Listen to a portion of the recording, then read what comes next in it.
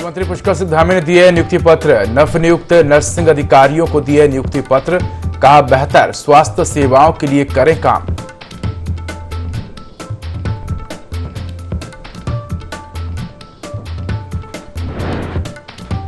भाजपा युवा मोर्चा ने मोदी है ना अभियान की शुरुआत की। मुख्यमंत्री पुष्कर सिंह धामी और युवा मोर्चा अध्यक्ष तेजस्वी सूर्या हुए शामिल। युवाओं ने 2024 में पुनः नरेंद्र मोदी को प्रधानमंत्री बनाने का लिया संकल्प।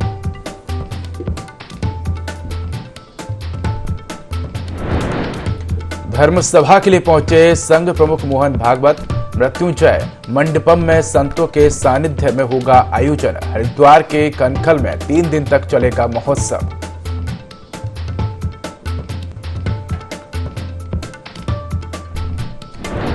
भू कानून समेत कई मांगों को लेकर देहरादून में महारैली में उमड़ा जनसैलाब। युवाओं और संगठनों ने बोला हल्ला।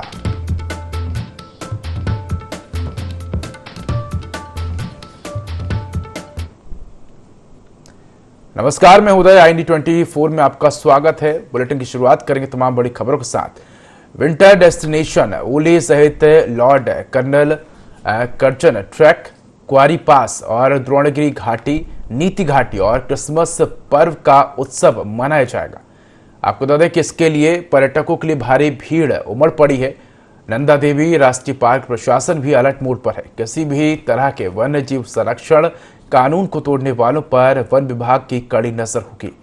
बता दें कि इन दिनों पार्क के बफर जोन खुलारा, गुलिंग, ताले, क्वारी पास क्षेत्र में सैकड़ों पर्यटक ट्रेकिंग और कैंपिंग का लुत्फ उठाने पहुंच रहे हैं। एडवेंचर एसोसिएशन जोशीमठ ने भी सभी पर्यटकों को जागरूक करते हुए कहा कि बिना लोकल टूर ऑपरेटरों और बिना स्थानीय गाइड के लिए कोई भी पर्यटक ट्रेकिंग दल क्षेत्र के बफर जोन में कोई मूवमेंट नहीं करेगा।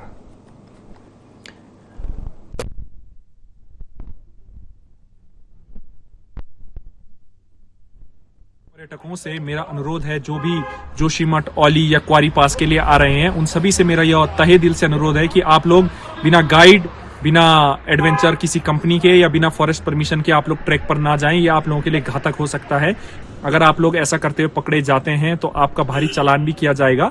वो आपकी सुरक्षा की दृष्टि से भी यह चीज अच्छी नहीं है। तो आप लोग अब आए तो किसी लोकल टूर एजेंसी से अपना टूर पैकेज बुक करें या अपना परमिट्स फॉरेस्ट से बनवाएं। फॉरेस्ट और टूर ऑपरेटर की सहायता से ही आप लोग ट्रैक पर आए और अपने को भी सुरक्षित रखें, वन को भी सुरक्षित रखें। दिव्य आध्यात्म महोत्सव के पहले दिन आयोजित धर्म सभा में बोलते हुए हरियाणा के मुख्यमंत्री मनोहर लाल खट्टर ने कहा कि कृष्ण ने अर्जुन को गीता का पाठ इसलिए सुनाया था कि वो युद्ध कर सके। उन्होंने परिवारवाद पर बोलते हुए कहा कि कुछ लोग हैं जो संतों को दरकिनार करते हुए अपनी वंशावली को आगे बढ़ाने में लगे हुए हैं। मनोहर लाल खट्टर ने कहा कि पूज्य स्वामी जी के आचार्य पीठ पर विराजमान हुए 25 वर्ष होने पर और संतों के दर्शन हुए उन्होंने हरियाणा में गीता के श्लोक को पाठ्यक्रम में शामिल किए जाने के सवाल पर कहा कि गीता के श्लोक जीवन का आधार है और बच्चों को अगर बचपन से ही यह पढ़ाया जाएगा तो वे अपने जीवन में आदर्श को अपनाते हैं।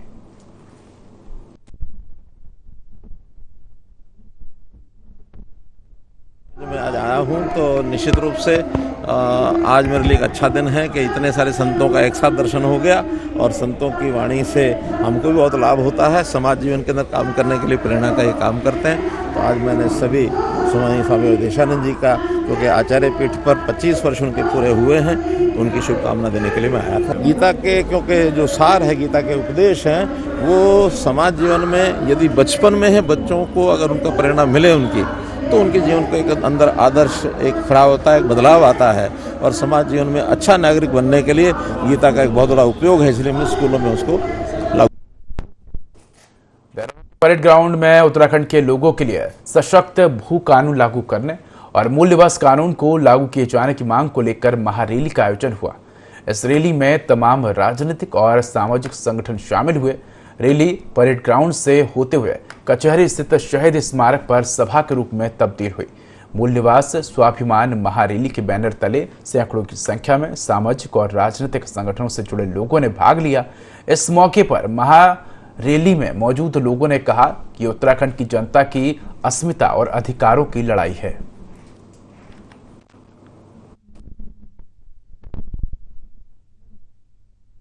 मूल निवास और भू कानून को लेकर आज सैकड़ों की संख्या में जो तमाम संगठन है वो मौजूद हुए हैं देहरादून के परेड ग्राउंड में। जिसके बाद बड़ी रैली का आयोजन होने के बाद अब शहीद स्मारक में सभी लोग पहुंचे हैं। आप देख सकते हैं बड़ी संख्या में लोग हैं शहीद स्मारक से मौजूद है। तमाम संगठन के साथ ही जो राजनीतिक दल है वो भी यहाँ पर मौजूद हैं। ऐसे में देखा जा सकता है कि इस तरीके से मूल निवास और भू कानून को लेकर के लोगों में आक्रोश दिखाई दे रहा है। लेकिन वहीं अगर प्रदेश के मुख्यमंत्री पुष्कर सिंह धामी की बात की जाए, मुख्यमंत्री पुष्कर सिंह धामी ने हाल ही में एक वीडियो जारी किया है जिसमें उन्होंने साफ तौर पर कहा है कि जो भी उत्तराखंड का मूल निवासी है उसको स्थायी निवास प्रमाण पत्र की आवश्यकता नहीं है, उसकी बाध्यता जो है वो खत्म कर दी गई है। साथ ही भू कानून और मूल निवास दोनों के लिए जो उच्च समिति है वो कार्य करेगी। मूल निवास के मानकों का निर्धारण करने के लिए जो समिति है वो बनाई गई है। ऐसे में देखा जा सकता है कि सीएम धामी उत्तराखंड वासियों के लिए यहाँ पर कार्य करते हुए नजर आ रहे हैं और उन्होंने सर्वोपरि बात कही है। उत्तराखंड की जो जनता है वो यहाँ पर रही है। देहरादून से IND24 के लिए विनय सूद। एकमात्र विंटर डेस्टिनेशन ओली क्रिसमस पर्व को लेकर पर्यटन स्थली ओली में पर्यटकों की भारी भीड़ लगी है।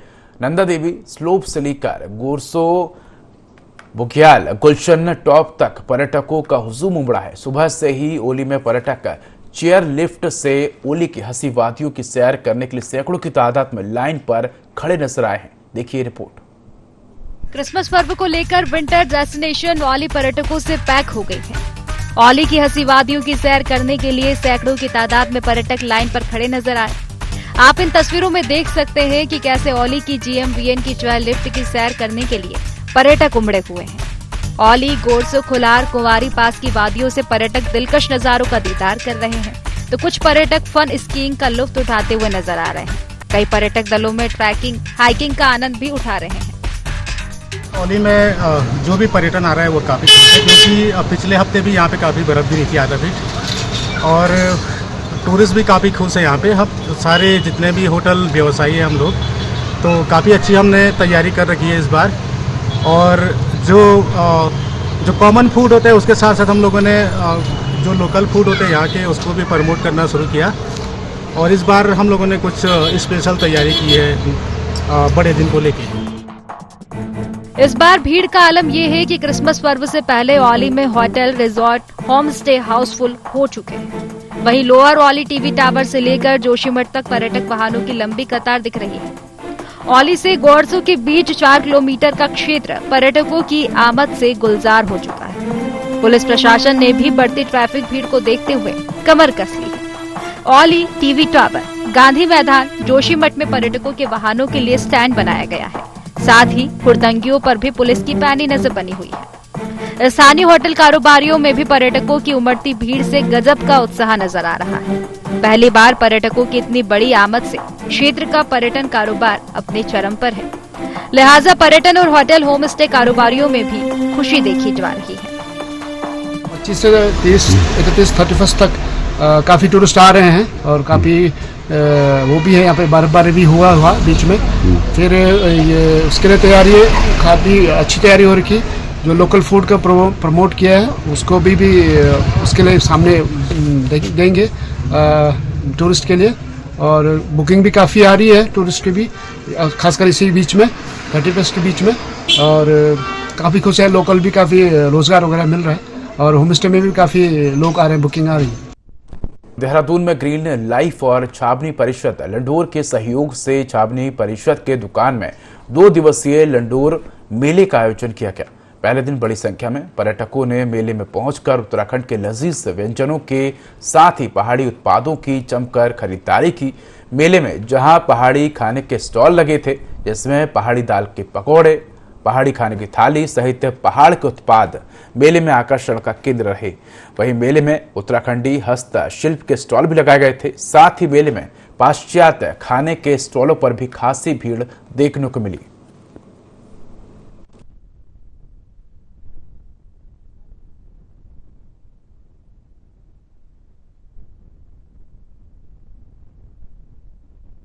ये 9th ईयर है इस मेले का। कई पिछले 8 सालों से हम लोग यहाँ के लोकल किसान, लोकल ट्रेडर्स, जो बाज़ार की लेडीज़ हैं जो अपना घर में काम करती हैं, उनको सपोर्ट करने के लिए एक छोटा सा इवेंट हम लोग ऑर्गेनाइज करते हैं। उम्मीद नहीं थी कि इतने साल हो जाएंगे। शुरू में 8-9 स्टॉल होते थे हमारे, छोटे से एक लेन में लगाते थे। अब धीरे धीरे थोड़ा सा बढ़ गया है, तो करीब 30 स्टॉल हमारे लगते हैं।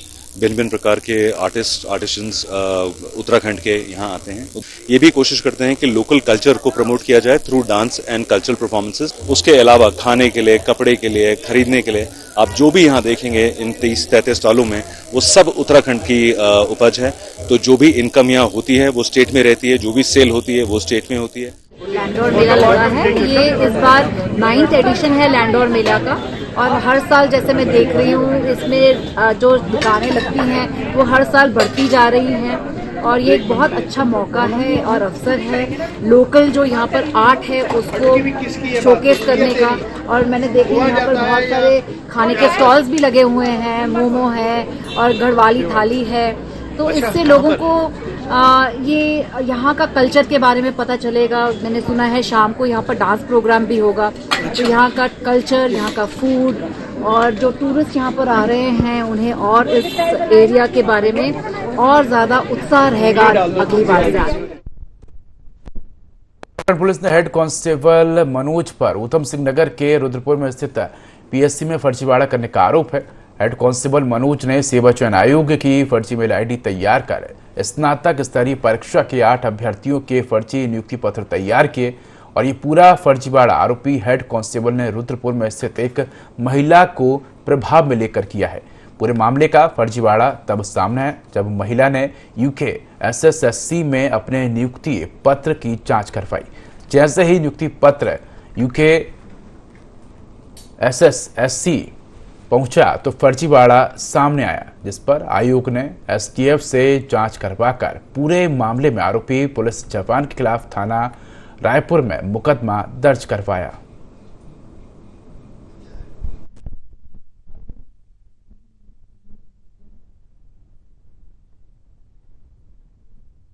में कल एक मुकदमा पंजीकृत हुआ है जिसमें कि यूके SSSC से एक तहरीर प्राप्त हुई थी, जिसमें कि उनके द्वारा ये बताया गया था कि एक सचिव यूके SSSC को एक व्हाट्सएप के माध्यम से 8 लोगों की नियुक्ति का फर्जी नियुक्ति पत्र प्राप्त हुआ था, जिसके संबंध में जांच हेतु STF को उनके द्वारा प्रेषित किया गया था। जांच के उपरांत यह प्रकाश में आया कि एक जो PSC 31 PSC रुद्रपुर में तैनात हेड कांस्टेबल है मनोज भट्ट, उसके द्वारा यह फर्जी नियुक्ति पत्र एक फर्जी ईमेल आईडी के द्वारा एक महिला को भेजी गई थी और उसी संबंध में यह मुकदमा पंजीकृत हुआ है।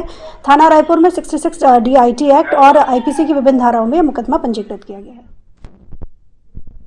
सूरी के MPG कॉलेज के सभागार में अखिल भारतीय अनुसूचित जाति युवजन समाज की ओर से सम्मान समारोह का आयोजन किया गया, जिसकी सूचना मिलने पर छात्र संघ ने कार्यक्रम का भारी विरोध किया और कार्यक्रम नहीं होने दिया। MPG कॉलेज के सभागार में संगठन के स्थापना दिवस पर MPG कॉलेज में शिक्षकों की नियुक्ति पर सम्मान समारोह आयोजित किया जाना था, लेकिन कॉलेज छात्र संघ और अखिल भारतीय विद्यार्थी परिषद ने कॉलेज में राजनीतिक कार्यक्रम किए जाने का विरोध किया और काफी बहस होने के बाद भी कार्यक्रम नहीं होने दिया गया।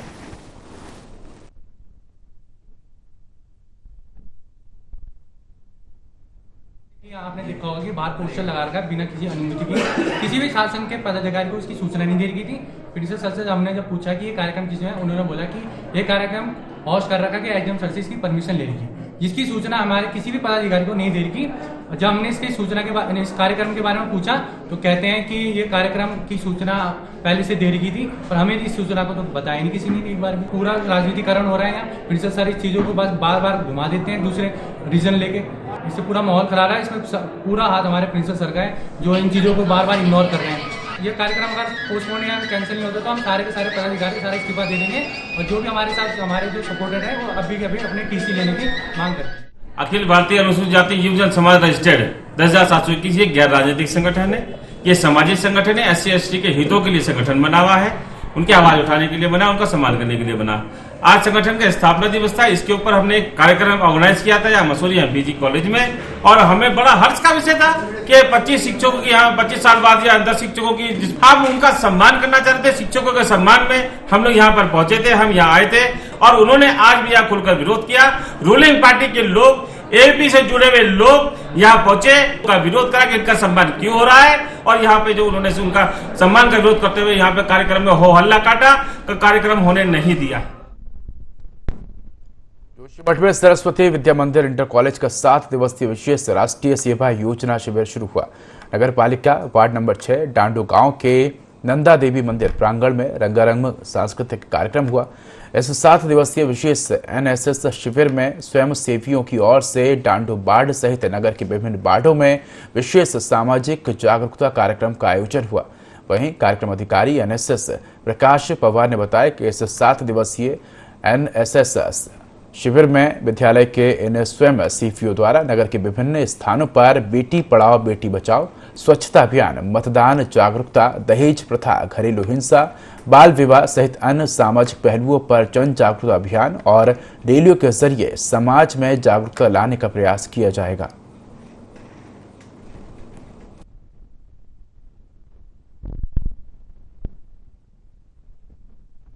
एनएसएस का इसके पीछे का जो उद्देश्य है, छात्रों के अंदर अपने आप काम करने की जो विचारधारा है वो उत्पन्न करना, सामाजिक कार्य के प्रति उनको प्रेरित करना और विभिन्न प्रकार के जैसे अपनी अभिव्यक्ति कैसे कर सके, हमें छोटी छोटी चीज़ों को कैसे समझना है। तो एनएसएस के जो वॉलंटियर होते हैं वो जागरूक रैली निकाल करके लोगों को समाज के अंदर एक नव जागरण उत्पन्न करने का काम करते हैं। जैसे मद्य निषेध है, पर्यावरण है, बेटी पढ़ाओ बेटी बचाओ है, या पहाड़ों को बचाना है, या वनों को बचाना है, या सफाई है, जो स्वच्छता है उस पर जो फोकस होता है, मोदी जी का भी जो फोकस है, तो उसके तहत विभिन्न प्रकार के छोटे छोटे कार्यक्रमों को कर करके जनता तक इस चीज को पहुंचाना है।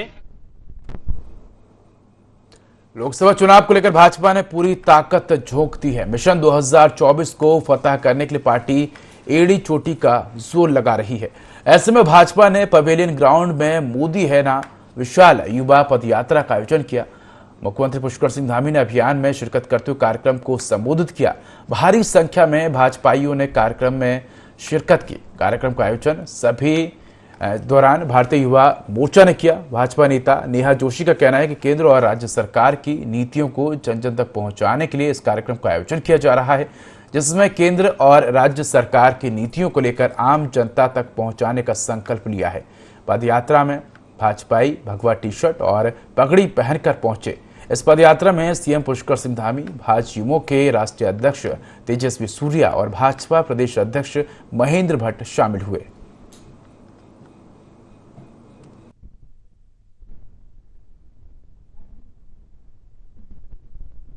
पिछले 10 सालों में प्रधानमंत्री जी के नेतृत्व में इस देश में अभूतपूर्व काम हुए हैं और हर व्यक्ति किसी भी विपदा के समय में भी आज ये कह सकता है कि मोदी है ना।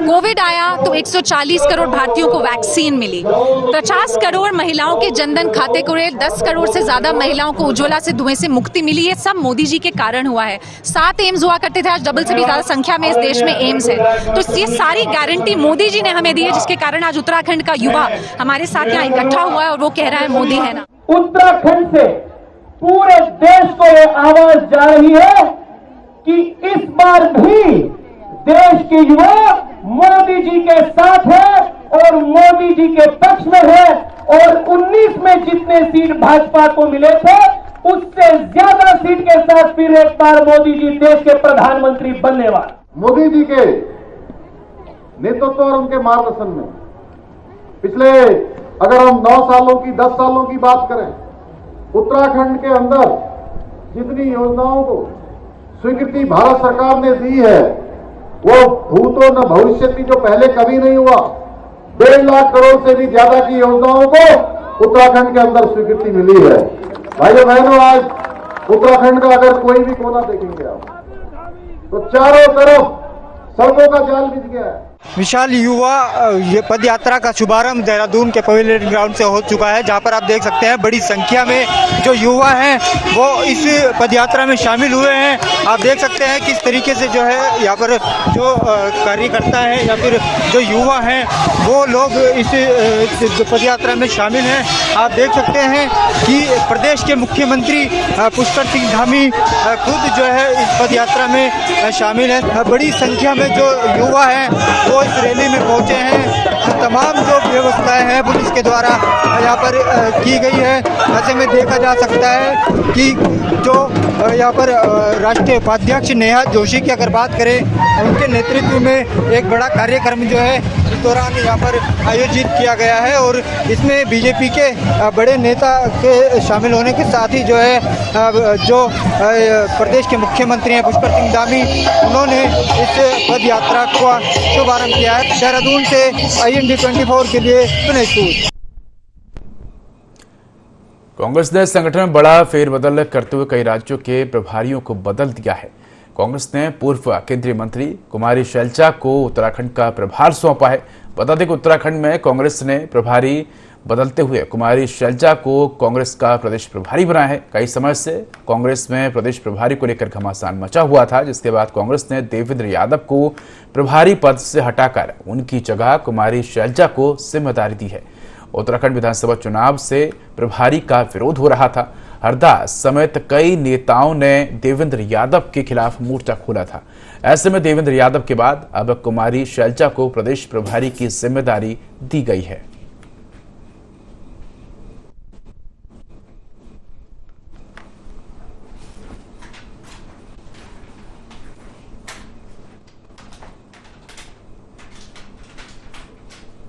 तो फिलहाल इस बुलेटिन में इतना ही। खबरों के अधिक अपडेट के लिए देखते रहिए IND24। नमस्कार।